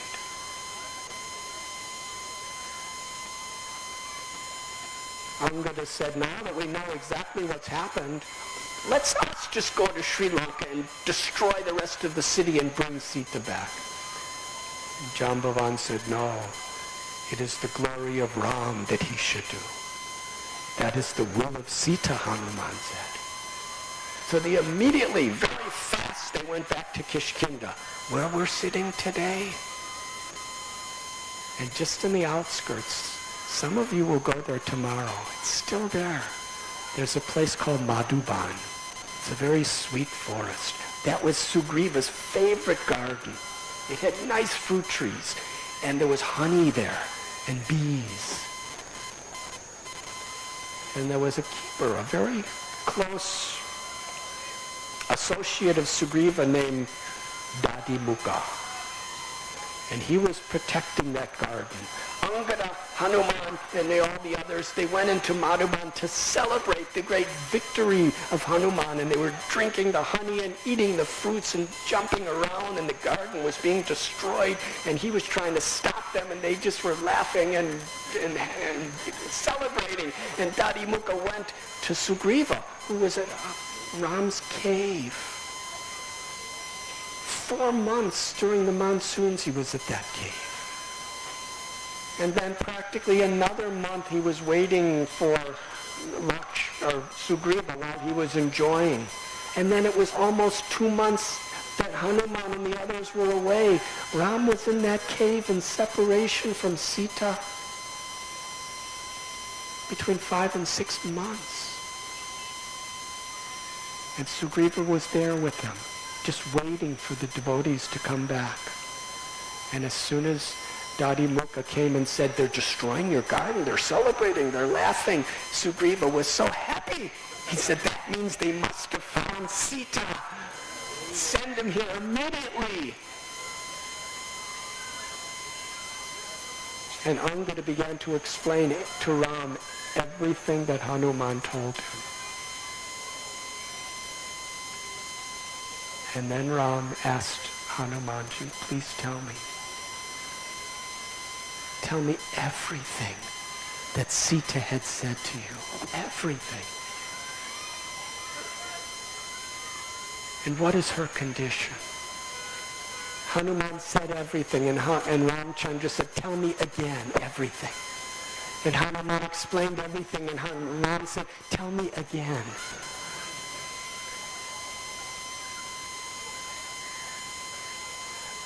Hanuman told the secret message of the crow on the stone in Chitrakoot. And then he presented Ram the golden jewel of Sita. When Ram saw it, he began to cry incessantly in love. He put that jewel tightly to his heart. And he said, on the day of my marriage with Sita, King Janak placed this jewel on the head of my beloved Sita. It was given to him by Indra. And Ram was describing with so much affection how beautiful Sita was wearing that jewel.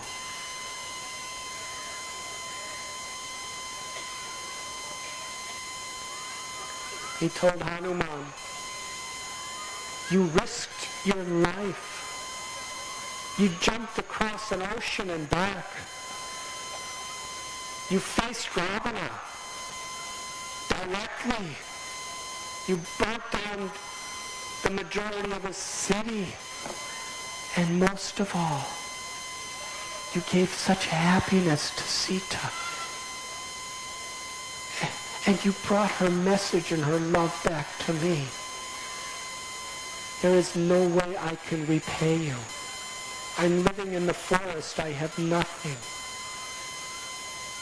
The only thing I can give you is my heart, my life, in the form of my embrace.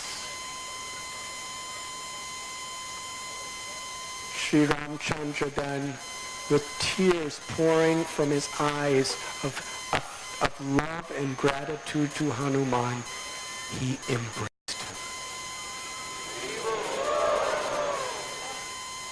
One of the greatest events in the history of the world. Where we were sitting yesterday is the very place where all of Hanuman's innermost desires were fulfilled. Ram was pleased with him and embraced him.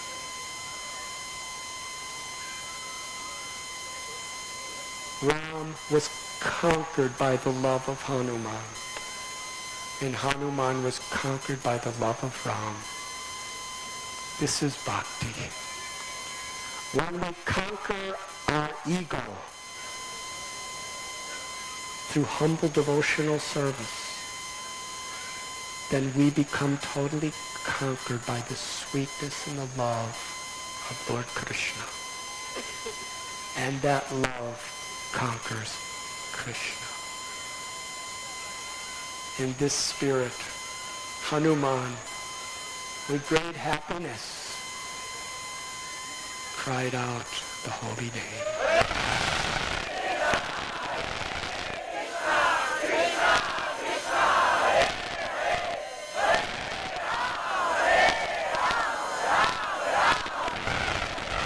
And all the monkeys around, seeing Ram's love and gratitude to Hanuman. They had no envy. They had the greatest happiness to see another devotee getting the special blessings and mercy of the Lord, and they all raised their arms, dancing to celebrate the good fortune of Hanuman by chanting the holy name.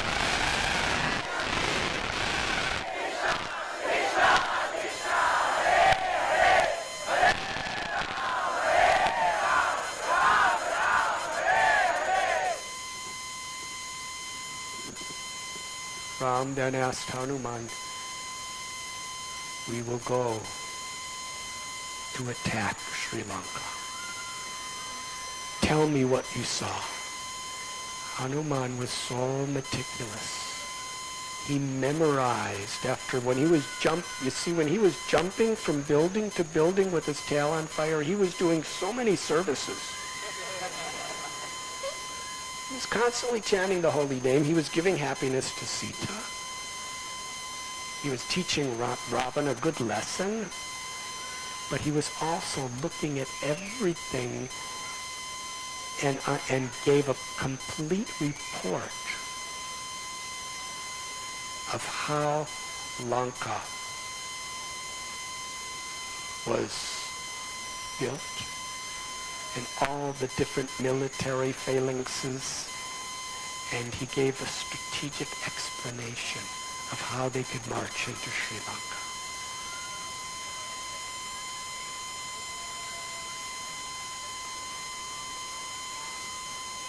Lakshman jumped on Angada's shoulder.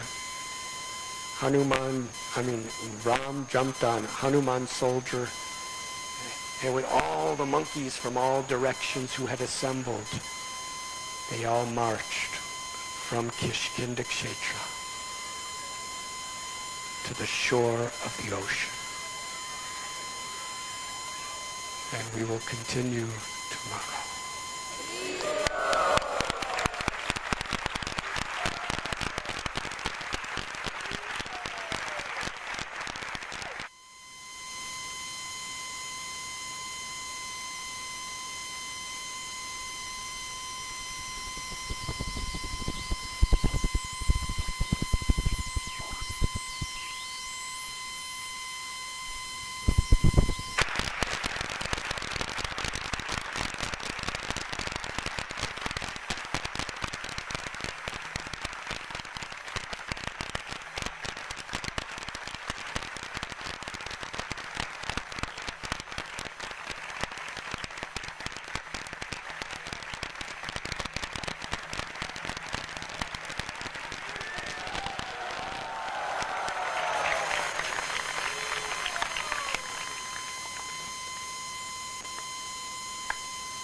Today is Govardhan Puja. So we climbed one mountain.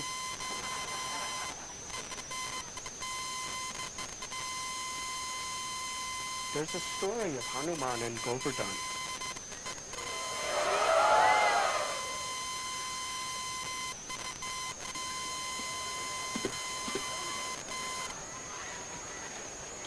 Tonight at the Pandal, we will speak the Leela of Govardhan Puja.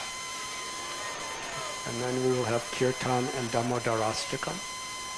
That will start in a few minutes.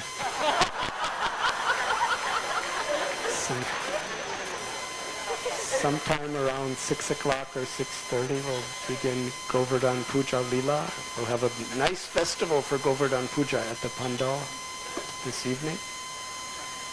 And tomorrow, I believe, in the morning everyone is going to different places, and in the evening we'll meet at the Pandal, and we will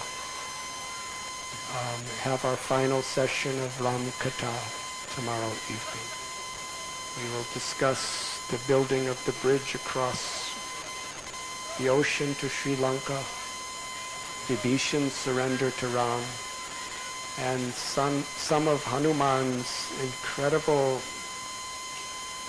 services to Ram during the Battle of Sri Lanka, and their return to Ayodhya. So that will be tomorrow evening. This evening will be Govardhan Puja. But we know the story as the monkeys were building this bridge across to Sri Lanka. Should I tell something?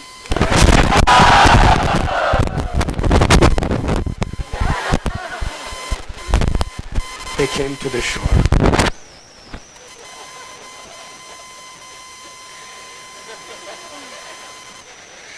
Once I start,